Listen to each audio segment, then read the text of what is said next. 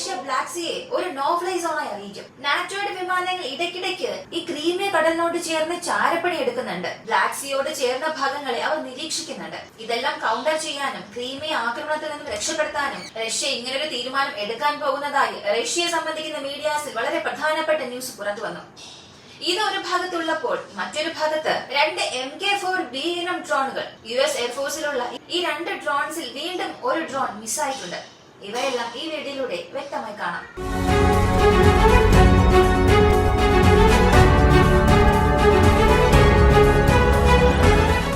ആദ്യം ഈ MK4 drone മിസ്സായതിനെ കുറിച്ച് വ്യക്തമായി കാണാം. ചില ദിവസങ്ങൾക്ക് മുൻപ്, ഒരാഴ്ചയ്ക്ക് മുൻപ് പോലും ഇതുപോലൊരു സംഭവം നടന്നിരുന്നു. റഷ്യയിൽ നിന്നും ചാരവിവരം എടുക്കാൻ വന്ന ഒരു നാറ്റോ ഡ്രോൺ ബ്ലാക്ക് സീയിൽ മിസ്സായി എന്ന് നമ്മളൊരു വീഡിയോയിൽ പറഞ്ഞിരുന്നു.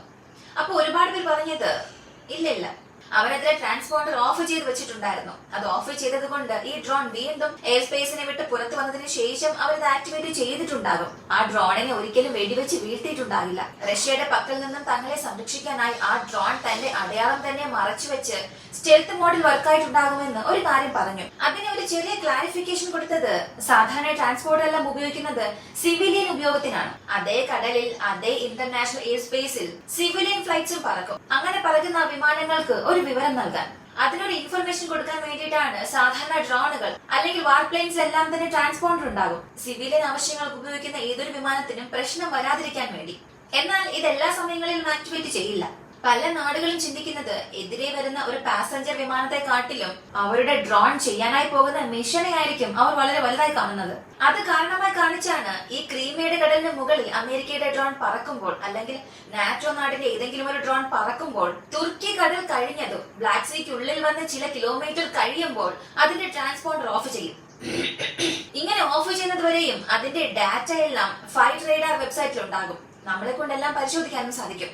വീണ്ടും ആ മിഷൻ അവസാനിച്ച് തുർക്കിയുടെ കടലിനോട് ചേർന്ന് വരുമ്പോൾ ആ ഒരു സ്ഥലത്ത് വീണ്ടും ട്രാൻസ്പോണ്ടർ ഓൺ ചെയ്യും. അവിടെ മുതൽ ആ ഒരു ഫൈറ്റിനെ ട്രാക്ക് ചെയ്യേണ്ട ഡേറ്റ നമുക്ക് ലഭിക്കും. കഴിഞ്ഞ ഇൻസിഡന്റിൽ അകത്തേക്ക് വന്ന ഡേറ്റ മാത്രമേ ലഭിച്ചുള്ളൂ.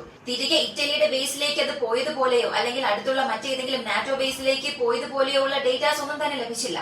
അതുപോലെ എപ്പോഴെല്ലാം ഒരു ഡ്രോൺ ക്രീമിയൻ കടലിലേക്ക് അടുത്ത് വരുമോ അപ്പോഴെല്ലാം ഒരു ആക്രമണം അമേരിക്കയുടെ സഹായത്തോടു കൂടി ഉക്രൈൻ ക്രീമിയയിൽ ചെയ്യുന്നുണ്ട്. ഈ സാഹചര്യത്തിലാണ് പുതുതായി വീണ്ടും ഒരു സംഭവം ഉണ്ടായി. കഴിഞ്ഞ 2 ദിവസങ്ങൾക്ക് മുൻപ് ഒരു ഡ്രോൺ അല്ല, 2 MQ4 ഡ്രോൺ വീണ്ടും ക്രീമിയൻ കടലിന് മുകളിൽ പറന്നു. വ്യക്തമായി പറഞ്ഞാൽ ക്രീമിയയുടെ സത്തന്റ് യാൽക്ക എന്ന ടൗൺ, അവിടെ നിന്ന് 200 കിലോമീറ്റർ ദൂരം വരെയും ഈ ഒരു ഡ്രോൺ വന്നിട്ടുണ്ട്. ഈ സമയം ഇവർ ട്രാൻസ്പോണ്ടർ ഓഫ് ചെയ്യുന്നു എന്ന് പറഞ്ഞിട്ട് തുർക്കി സൈഡിലുള്ള ബ്ലാക്ക് സീയുടെ അടുത്ത് വെച്ച് ആ ട്രാൻസ്പോണ്ടർ ഓഫ് ചെയ്തു. എന്നാൽ ഇവിടെ ശ്രദ്ധിക്കേണ്ട ഒരു കാര്യം, ഈ അകത്തേക്ക് വരുന്ന 2 ഡ്രോൺസിന്റെയും ട്രാൻസ്പോണ്ടർ ഓഫ് ചെയ്യുന്നത് വരെയും അതിന്റെ ഡേറ്റാസ് എല്ലാം ലഭിച്ചിരുന്നു. എന്നാൽ ഈ മിഷൻ അവസാനിപ്പിച്ചിട്ട് തിരികെ പോകുമ്പോൾ അതേ തുർക്കിയുടെ കടൽ ഭാഗത്തിന് കുറച്ചു മാറി വെസ്റ്റേൺ കോസ്റ്റിൽ ഒരേ ഒരു ഡ്രോണിന്റെ റേഡാർ മാത്രമാണ് ആക്ടിവേറ്റ് ആയത്. ഒരേ ഒരു ഡ്രോണിന്റെ ട്രാൻസ്പോണ്ടർ മാത്രമാണ് റേഡാർ ഡിവൈസിൽ വന്നത്. മറ്റൊരു ഡ്രോണിന്റെ അവസ്ഥ എന്താണെന്നേ അറിയില്ല. ഈ ഒരു ഡ്രോണിനെ കൂടുതലും റഷ്യൻ സൈനികർ വെടിവെച്ച് വീഴ്ത്താനുള്ള സാധ്യതയുണ്ട്, 99% ഉണ്ട്.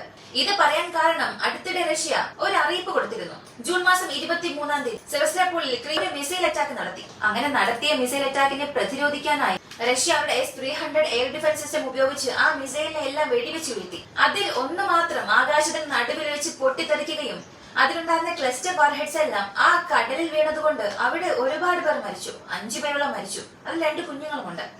100-ൽ കൂടുതൽ പേർക്ക് പരിക്കും സംഭവിച്ചു. ആ സംഭവം നടന്ന് ഒരാഴ്ച കഴിഞ്ഞ് റഷ്യയിൽ നിന്നും ഒരു അറിയിപ്പ് വന്നു. ക്രീമിയയിലെ കടലിൽ അല്ലെങ്കിൽ ബ്ലാക്ക് സീയോട് ചേർന്ന് നാറ്റോ വിമാനം ഒരുപാട് പറക്കുന്നുണ്ട്. അതുവഴി ക്രീമിയയുടെ സെക്യൂരിറ്റിക്ക് ഒരുപാട് പ്രശ്നങ്ങൾ വരുന്നുണ്ട്. ക്രീമിയയിലുള്ള സംരക്ഷണത്തിൽ ഞങ്ങൾ യാതൊരുവിധ കോംപ്രമൈസും ചെയ്യില്ല. ഇനി ഇങ്ങനെ ഒരു പ്രശ്നം ഈ സ്ഥലത്ത് വരാതിരിക്കാൻ ഞങ്ങൾക്ക് നോ ഫ്ലൈ സോൺ അറിയിക്കുന്നതല്ലാതെ മറ്റു യാതൊരുവിധ മാർഗവുമില്ല. ഞങ്ങളെ വെസ്റ്റേൺ കൺട്രീസ് അതിലേക്കാണ് തള്ളിവിടുന്നത് എന്നും ഒരു അറിയിപ്പ് കൊടുത്തു. ആ ഒരു അറിയിപ്പ് വന്ന അടുത്ത ചില ദിവസത്തിൽ അമേരിക്കയുടെ ഒരു ഡ്രോൺ മിസ്സായി. അതായത് അകത്തേക്ക് 2 ഡ്രോൺ വന്നു, തിരികെ ഒരു ഡ്രോൺ മാത്രമേ പുറത്തേക്ക് വന്നുള്ളൂ. അങ്ങനെയാണെങ്കിൽ ആ ഡ്രോൺ താഴേക്ക് വീഴേണ്ട ഒരുപാട് സാധ്യതകളുണ്ട്. ഒരുപക്ഷെ അത് ക്രാഷ് ആയിട്ടുണ്ടാകും. എന്നാൽ അത് എങ്ങനെ ക്രാഷ് ആയി? അതാണ് ചോദ്യം. ഒരു തവണ ഇതുപോലൊരു ഡ്രോൺ അകത്തേക്ക് വന്നപ്പോൾ റഷ്യ അവരുടെ Su-27 ഉപയോഗിച്ച് അതിനെ ഡയറക്റ്റ് വെപ്പൺ വെച്ച് നശിപ്പിക്കാതെ അവരെ കൊണ്ട് ചെയ്യാൻ കഴിയുന്ന മറ്റെല്ലാ കാര്യങ്ങളും ചെയ്തു. എന്നിട്ട് ആ ഒരു ഡ്രോണിനെ താഴേക്ക് വീഴ്ത്തി. ഈ ഡ്രോണിനെ സംബന്ധിച്ച് അമേരിക്കയ്ക്ക് വളരെ പ്രധാനപ്പെട്ട ഒരു അസറ്റ് ആണത്. കാരണം S-400 നിന്ന് പുറത്തേക്ക് വരുന്ന റേഡാർ തരംഗം, മറ്റൊരുപാട് എയർ ഡിഫൻസ് സിസ്റ്റം എവിടെയെല്ലാമാണ് നിർത്തിവെച്ചിരിക്കുന്നത്, അവരുടെ ബേസസ് എല്ലാം എവിടെയാണ്, റഷ്യയുടെ ബേസസ് ഫ്രണ്ട് ലൈനോട് ചേർന്ന് ഏതൊക്കെ സ്ഥലങ്ങളിലാണ് ഉള്ളത്, ക്രീമിയയിലെ ട്രൂപ്പ് ഡെപ്ലോയ്മെന്റ് എങ്ങനെയെല്ലാം ഉണ്ട്, റേഡാർ ഇൻസ്റ്റാൾമെന്റ്സ് എവിടെയെല്ലാം ഉണ്ട്. ഇങ്ങനെ ഉക്രൈന് വിവരം കൊടുക്കുന്നതിൽ വളരെ പ്രധാനപ്പെട്ട ഒരു സ്ഥാനത്തുള്ള ഡ്രോൺ ആണ് ഈ MQ-4.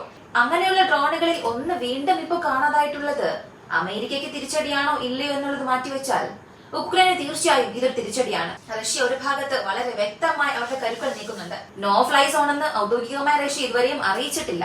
എന്നാൽ അകത്തേക്ക് വന്ന അമേരിക്കയുടെ ഡ്രോണിന് റഷ്യയാണ് എന്തെങ്കിലും ചെയ്തിട്ടുള്ളത് എന്നുണ്ടെങ്കിൽ തീർച്ചയായും റഷ്യ ഒരു നോ ഫ്ലൈ സോണായി അത് അറിയിച്ചതിന് തുല്യമാണ്. ഈ നോ ഫ്ലൈ സോണിനെ കുറിച്ച് തുടക്ക സമയങ്ങളിൽ നമ്മൾ ഒരുപാട് കേട്ടിട്ടുണ്ട്. സെലൻസ്കി മുൻപ് ഒരു കാര്യം പറഞ്ഞിരുന്നു.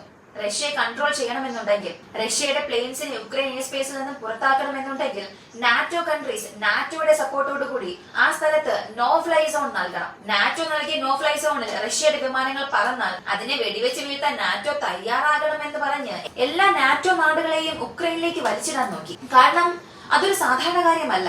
ഇവിടെ റഷ്യ ഉക്രൈൻ തമ്മിൽ ഒരു പ്രശ്നം നടക്കുന്നു. റഷ്യൻ വിമാനം ഉക്രൈനിലേക്ക് പോയാൽ ഉക്രൈൻ അതിനെ വെടിവെച്ച് വീഴ്ത്തും. ഉക്രൈൻ വിമാനം റഷ്യയിലേക്ക് പോയാൽ റഷ്യ അതിനെ വെടിവെച്ച് വീഴ്ത്തും. എന്നാൽ മൂന്നാമതായി ഒരു നാട് അകത്തേക്ക് വരുമ്പോൾ, ഉദാഹരണത്തിന് പോളണ്ടിനെ എടുക്കാം. പോളണ്ടിന്റെ സപ്പോർട്ടോട് കൂടി ഒരു നോ ഫ്ലൈ സോൺ ഉക്രൈനിൽ നടത്തിയാൽ റഷ്യയുടെ എയർപ്ലെയിൻ ഏതെങ്കിലും ഉക്രൈന്റെ എയർ സ്പേസിൽ വന്നാൽ അതിനെ വെടിവെച്ച് വീഴ്ത്താൻ പോളണ്ടിന് മുഴുവൻ അവകാശവുമുണ്ട്. ഇതിന് വ്യക്തമായ ഒരു വിശദീകരണവും അവർ നൽകും. ഞങ്ങൾക്കും ഉക്രൈനുമിടയിൽ ഇങ്ങനെ ഒരു ഡീലുണ്ട്. ഈ നാടിനുള്ളിൽ നിങ്ങളുടെ വിമാനം വന്നാൽ അതിനെ വെടിവെച്ച് വീഴ്ത്താനുള്ള മുഴുവൻ അധികാരവും ഉക്രൈൻ ഞങ്ങൾക്ക് നൽകിയെന്ന് റഷ്യയുടെ വിമാനത്തെ പോളണ്ട് നശിപ്പിക്കും. ഇത് ഒരു ഉദാഹരണം മാത്രമാണ്. അതേസമയം റഷ്യയും തിരികെ പോളണ്ടിനെ ആക്രമിക്കാം.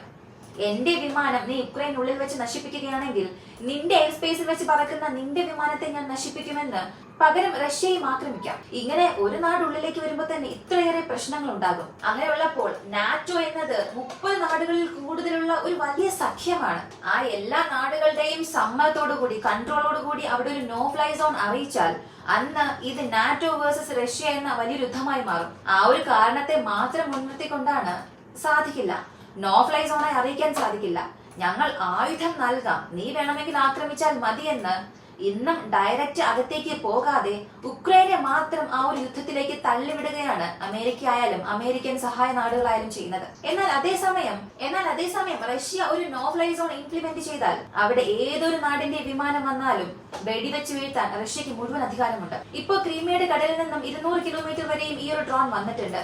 അവസാനം വന്ന വിവരം അനുസരിച്ച് ഇത്രയും വരെ വന്നിട്ടുണ്ട്.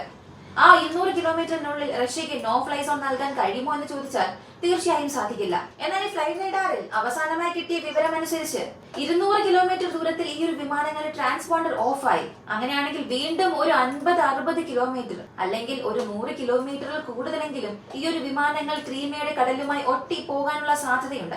ആ 100 കിലോമീറ്ററിനകത്ത് അല്ലെങ്കിൽ ആ 100 കിലോമീറ്റർ കഴിഞ്ഞു പോയാൽ തീർച്ചയായും റഷ്യയെ കൊണ്ട് ഒരു നോ ഫ്ലൈ സോൺ അവിടെ അറിയിക്കാൻ സാധിക്കും. അങ്ങനെ റഷ്യ ഒരു നോ ഫ്ലൈ സോൺ അവിടെ നൽകിയാൽ അതിനെ കാരണമായി കാണിച്ച് നാറ്റോ കൺട്രി സപ്പോർട്ടോട് കൂടി നോ ഫ്ലൈ സോൺ ഉക്രൈന് നൽകണമെന്ന് സെലൻസ്കി വലിയൊരു പ്രഷർ നൽകും. ആ ഒരു പ്രഷർ കാരണം ഈ ഒരു സമയം ഒരു പക്ഷേ അതിന് സമ്മതിക്കേണ്ട സാധ്യതയുമുണ്ട്. കാരണം തുടക്കത്തിൽ ലോങ് റേഞ്ച് വെപ്പൺസ് നൽകില്ല എന്ന് പറഞ്ഞ അമേരിക്ക ഇന്ന് ആ തീരുമാനത്തിൽ നിന്ന് മുഴുവനായും മാറി.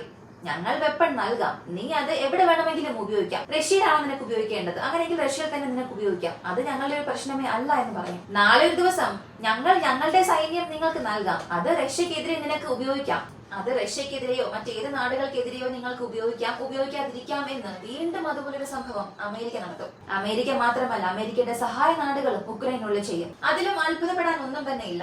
ഇപ്പോ ഒരു ഡ്രോൺ ബ്ലാക്ക് സീയിൽ കാണാതായി. അങ്ങനെ കാണാതായ ഡ്രോണിനെ ഒരു പക്ഷേ റഷ്യ വെടിവെച്ച് വീഴ്ത്തിയിട്ടുണ്ടാകും. അങ്ങനെ വെടിവെച്ച് വീഴ്ത്തിയിട്ടുണ്ടെങ്കിൽ തീർച്ചയായും അതൊരു നോ ഫ്ലൈ സോണിന് തുല്യം തന്നെയാണ്. എന്നാൽ റഷ്യയെ നശിപ്പിക്കണം, റഷ്യയുടെ അസറ്റ്സിനെ മോണിറ്റർ ചെയ്യണം, നശിപ്പിക്കണം എന്ന ഉദ്ദേശത്തോടു കൂടി അകത്തേക്ക് വരുന്ന ഡ്രോൺസിന് എന്ത് സംഭവിക്കുന്നു എന്നേ അറിയില്ല. പെട്ടെന്ന് അവയെല്ലാം കാണാതാകും.